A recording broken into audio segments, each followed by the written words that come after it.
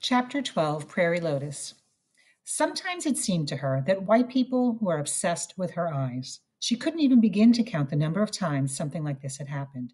Children pulling at the corners of their own eyes to mock her. Children, even adults, calling out, slanty eyes, slitty eyes, Chinaman eyes.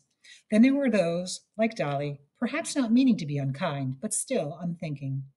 Cruelty was painful. Thoughtlessness was merely exhausting. Dolly apparently took Hannah's silence for shyness. It's all right. You can tell me, she said. I won't go bearing tales if it's something you don't want anyone else to know.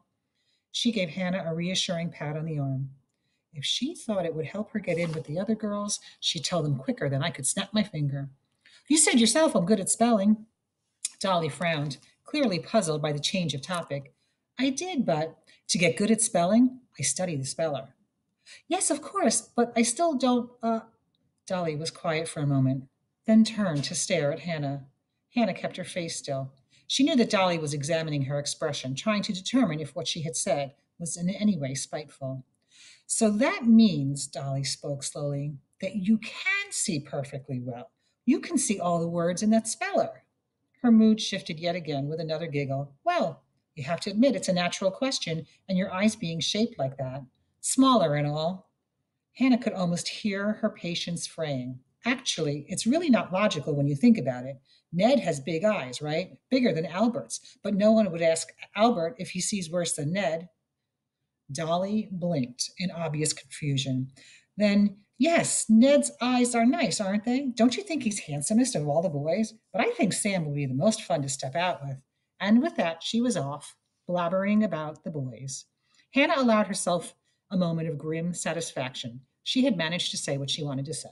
They walked on towards Main Street. As they neared the corner, Hannah slowed her steps and broke into Dolly's monologue. I think I'll go back now, she said. Don't you want to look at the shops with me? Sometimes there's new things after the freight train comes through. Hannah shook her head.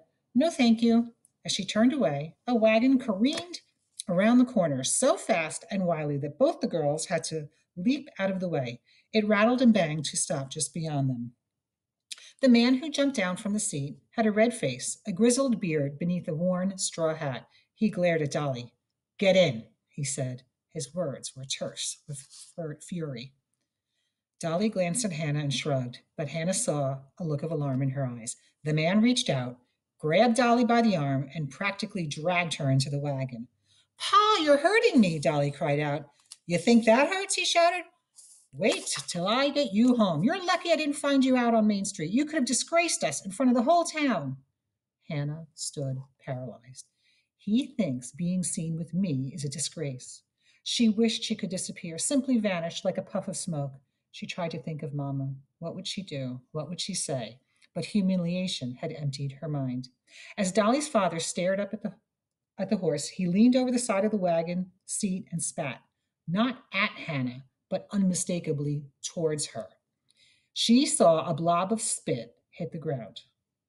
She could not turn her head away, so she closed her eyes tightly. For a long moment, she was terrified that her legs would buckle. She stiffened her knees, pressed them together so hard that the bones hurt.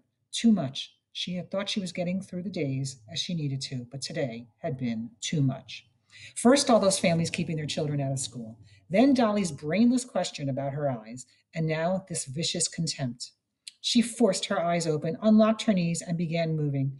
When she reached the schoolhouse, she did not remember walking there. Once in her seat, she heard Miss Walters ask, Hannah, do you know where Dolly is? Her father, Mr. Swenson, fetched her home, miss, she said. She was astonished by her own voice. It was as if someone else had spoken, as if she herself had shrunk to the size of a dried pea and another person had taken over her body, moving, speaking calmly. The afternoon passed in a blur.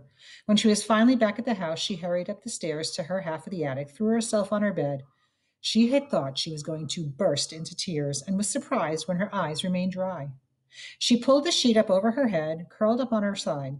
She didn't move until her breathing was no longer ragged. And then Mamma came to her. You remember what I said about when you feel sad, miss me too much, and feel angry? Yes, Mamma. No, Mamma. She did remember, but at that moment she didn't want to. You stop thinking about yourself. That's where all the sadness is inside of you. You look around instead at other people. You do things for other people. It fills you with good feelings, less room for the bad ones. Hannah turned into her back and mouthed the words into her sheets over her face. Mama, I can't. I'm too tired. Always it starts with one thing, one small thing. She groaned, threw the sheet up, and said, One thing, that's all, and then I'm coming back to bed. Startled, she realized that she had spoken out loud. She went around to the board partition and picked up Papa's boots, his best pair, the ones he wore to church and to go out calling. Downstairs in the kitchen, she donned her apron. She put a small lump of beeswax into a pan on the stove, and while the wax melted, she lit the lamp and held the plate above the flame. The plate was chipped and cracked, unsuitable for the table. It was now used for collecting lamp black. She added castor oil to the melted wax, then took everything into the lean-to where she knelt on the floor. And after dipping a rag into the pan, she smeared it with the lamp black and began rubbing the boots. Polishing boots and shoes was one of her least favorite tasks. The combination of wax, oil, and lamp black made a mess, but at least the results were satisfying. The boots always looked much nicer when she was finished, almost like new. She didn't end up going back to bed after all. Instead, she took out and unfolded the brown paper she had used for sketching and began to draw. None of her dress sketches were specific drawings of specific people. An oval for a head, a few quick pencil strokes for her hair, no facial features. This time, though, she drew a dress on a slim, willowy body, Dolly's. She included every detail that she thought Dolly would want, the very latest style from back east, a long jacket like bodice that flowed into an overskirt open at the front, with an underskirt of a tier after tier of lace, ruffles at the neckline, a large satin bow on the bustle. It was a strange kind of revenge. She was drawing Dolly a dress that she would covet hungrily and never be able to own. As she mixed up biscuits for supper, Hannah considered whether to tell Papa about what had happened with Dolly and her father. Papa had seen such a mockery and heard the insults plenty of times aimed at Mama. Shortly before she died, Mama had spoken to Hannah a few times about being bullied and mocked. Hannah sensed that Mama was bringing up the subject because she knew she wouldn't be around much longer, and the thought had made Hannah too sad to heed Mama as she should have. But she had a vague memory of what Mama had told her. Mama and Papa had been out for a walk in Los Angeles a few weeks after their marriage. A man had mocked and insulted Mama, which made Papa so angry that he throttled the man half to death. Mama had been terrified that Papa would be arrested and charged with assault.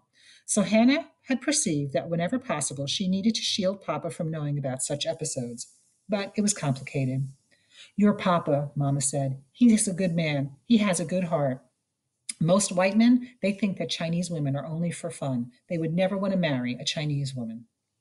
Papa loved Hannah and Mama, but at the same time, it was hard on him knowing that most white folks disapproved of them. It was never easy for anyone, including Papa, to get rid of the attitudes that they had grown up with.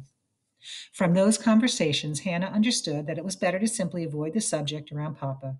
Getting her into school had been a big enough hump. He didn't need other reminders of the trouble that occurred because she was half Chinese. He might well have heard that most families were keeping their children at home from school, but he hadn't said anything about it to her. Hannah rolled out the biscuit dough. A sudden pain seared through her like a blow to the stomach. She knew exactly what it was. It had happened before and would doubtless happen again. It was a piece of her heart breaking from missing Mama. To Mama, the fact that Hannah was half Chinese had been the most beautiful thing in the world. And that was chapter 12.